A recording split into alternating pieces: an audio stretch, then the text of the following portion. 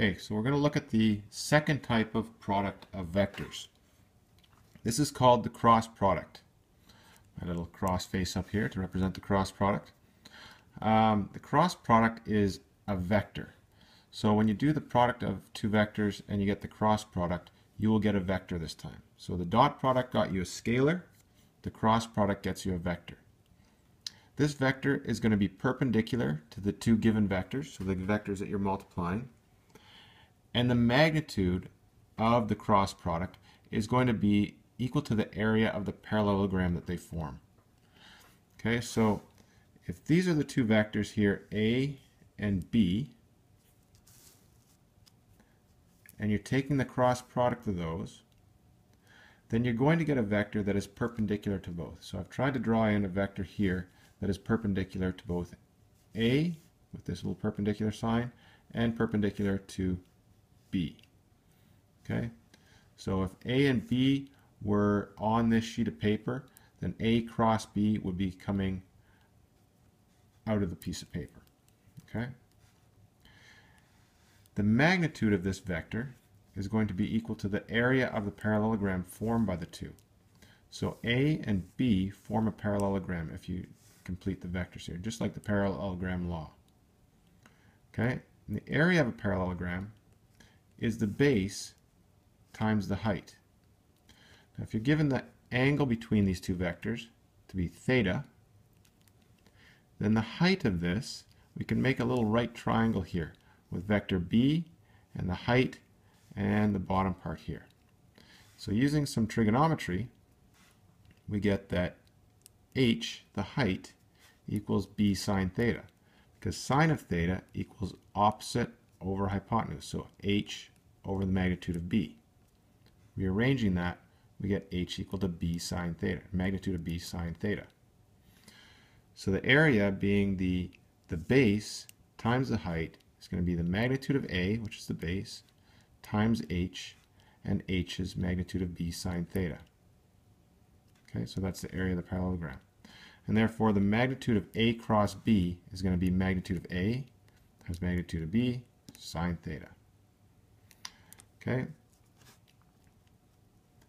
because there are two possible directions for this vector to go, so I've just said it had to be perpendicular. Okay, so there are two possible directions that this vector can go. It can go this way, or it can go down. Okay, the direction that we choose for A cross B has been chosen for us, so is going to follow what's called the right hand rule. So if you've got a right hand here, so I've drawn a little picture of the right hand. This is your first finger, and this is your second finger. The first finger goes along the first vector in the cross product. So in this case, it would be A. The second finger goes along B. And wherever your thumb seems to be pointing, that's the direction of A. Okay, so it's going to look something like that. So this finger belongs to the first vector, this one is the second vector, and the thumb goes in the direction of the cross product.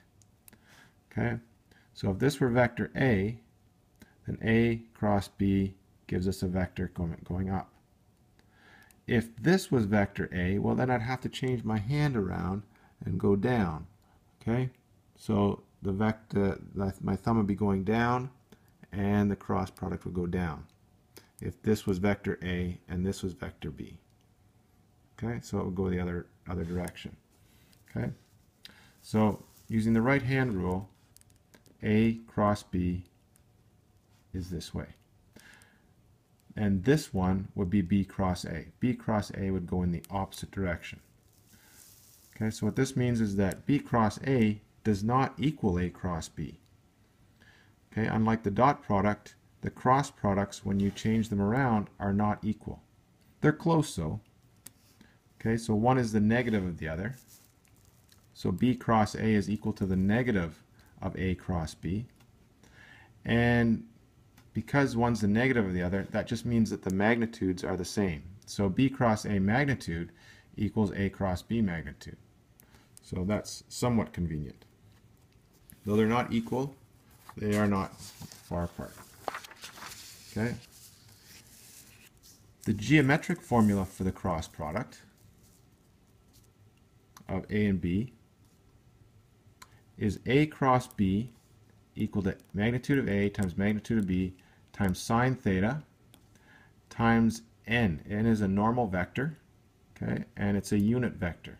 So this has to be this has to be the size of the cross product. We know that, and so we then define some vector that's perpendicular to both A and B, and make it a unit vector that's perpendicular to both, and it follows the right-hand rule. So right-hand rule we're going to denote as RHR. Okay. So normal means perpendicular. Orthogonal also means perpendicular. Okay. The algebraic formula for the cross product, and this can be shown in different proofs and stuff. There's all sorts of stuff that you can, all sorts of places where you can find the proofs for this. And we will do one in class, but not over a video. You can see some on Khan Academy. I've put one in my playlist that you can see a comparison. Okay, so algebraic formula for A and B. So algebraic meaning in coordinate form. A1, A2, A3, B1, B2, B3 are going to be two coordinate vectors or algebraic vectors. Okay, and their cross product is defined as this ugly formula here. Okay, it's not as bad as it looks, but at first it can look kind of hard to remember. Okay, so A2, B3 minus A3, B2, and so on. These are commas in between. So you've got three coordinates here. You got the x coordinate, the y coordinate, and the z coordinate, made up of the coordinates of the two given vectors. Okay. So from the geometric form, when theta equals 0 or 180 degrees, we know that sine theta equals 0. The dot product, we were dealing with cos theta. Now we're dealing with sine theta. So sine theta equals 0. And because the formula is magnitude of A times magnitude of B, sine theta, if sine theta equals 0, 0 times any vector is just going to be the 0 vector. So when theta is 0 or 180 degrees, the cross product is the 0 vector. Okay? And if you go back to the original diagram, okay, when theta is 0, the height is actually going to be 0. So the area of this parallelogram is going to be 0. So that should make sense. Or when theta is 180, this vector is way over here, the height is still 0, and the area of the parallelogram is 0. Okay. When theta is 90, well then sine theta equals 1. Sine of 90 is 1. And A cross B is going to be the magnitude of A times the magnitude of B times a vector perpendicular to both following the right-hand rule. So the unit vector. Okay. This parallelogram ends up being a rectangle. Okay. So when the angle theta here is 90 degrees, our parallelogram is just a rectangle. Okay. And then the dot, now comparing to the dot product took this vector B and projected it onto vector A, and we multiplied the two magnitudes, the two lengths. Okay. The cross product for the magnitude of it, for a geometrical look of it, instead of taking the A component of B, we're taking the component that's perpendicular to A and multiplying it by the magnitude of A. Okay, so the dot product was magnitude of B cos theta, which gave us this length here, times magnitude of A. The cross product for the magnitude of it is going to be the magnitude of B times sine theta, which gives us this component of B times the magnitude of A. Okay. Now, looking at it algebraically. So a simpler way to look at that formula. So the formula was up here, nice and kind of ugly, but it's still a nice enough formula. Okay.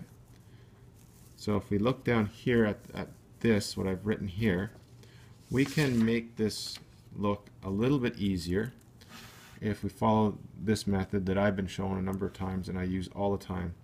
So A cross B. So here's vector A, and I'm just writing the coordinates of vector A, and then I'm writing the coordinates of vector B right below. So the x coordinates, the y coordinates, and the z coordinates. Okay. This has an official name, this method. I think it's called the cofactor method. But it's, once you see this, I think it will be fairly simple. So for the x coordinates of A cross B, what we're going to do here is we're going to cover up the x coordinates in this array of numbers here. So cover those up, and we cross multiply the remaining ones and subtract. So what we do is we cover up the x, okay, and we're going to do A2 times B3, so cross this way from the top to the bottom. So A2 B3, and then we put a minus in between them, and then cross the other ones, A3 B2. Okay, so that's for the x coordinates. We cover up the x. For the y coordinates, we're going to cover up the y, but we're going to cross the other way. So instead of going A1 B3, we're going to start off with the other side. So we're going to alternate each time. Okay, so we're going to go A3 B1, crossing this way, and then subtract A1 B3. Okay, and notice that the one here, they alternate, so 3 1 1 3, 2 3 3 2. Okay, and then for the third one, well, we're going to cover up the z coordinate of that look here, and we're going to cross these ones. Okay, so we're going to go back to starting with the first one again. So A1 B2, okay, and then minus A2 B1. Okay, so let's do that again. The first one, I'm covering up the first two, and I'm crossing from the top left to the bottom right, A2 B3 minus A3 B2. Then I cover up the middle one, and I'm going to cross again, but I'm going to go backwards this time. I'm going to start from the top right. So A3 B1 and A1 B3. Okay, that's what I get there. Then I cover up the last one, and I'm going to go A1 B2, A2 B1 for this one. Okay, so that's a quick way of doing the cross product, or at least the quickest way I've found. Okay. Now, some properties of the cross product. Let's look at this. So A cross B equals negative B cross A. We've seen that already. Okay, we have the distributive property that works, and there's proofs for this that you can look up. So A cross B plus C equals A cross B plus A cross C. Okay, and this associative property here, so KA cross B equals A cross KB equals K times A cross B. Okay, so the A can be pulled out in, or the K can be pulled out into pretty much any spot there. Okay.